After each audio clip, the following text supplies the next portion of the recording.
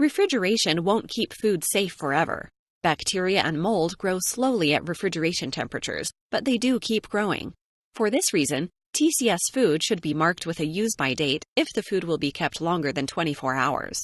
Any food that has not been used by its labeled date must be thrown away. For most TCS foods, the use-by date should be 7 days or less from when the food was first thawed, opened, or prepared. The day that the food was opened or prepared counts as day 1.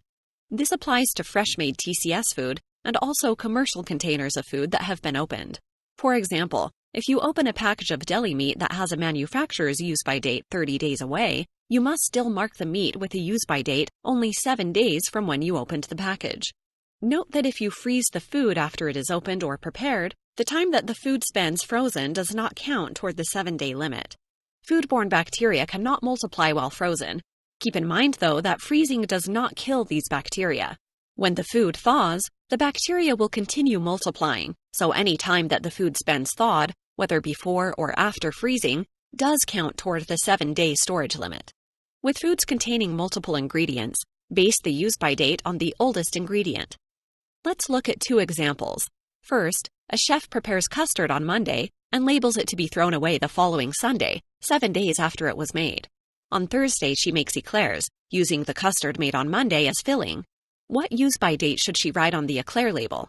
Remember, food cannot be kept past the expiration date of any of the ingredients, so even though the eclairs were not made until Thursday, she still labels them to be thrown away on Sunday because that is when the custard filling expires. Second, a chef makes chili on the 1st of the month, using ingredients that have a manufacturer's use-by date of the 20th. What use-by date should he write on the chili label? Remember, TCS food cannot be kept longer than 7 days after it is prepared, even if the individual ingredients would last longer. So, he labels the chili to be thrown away on the 7th.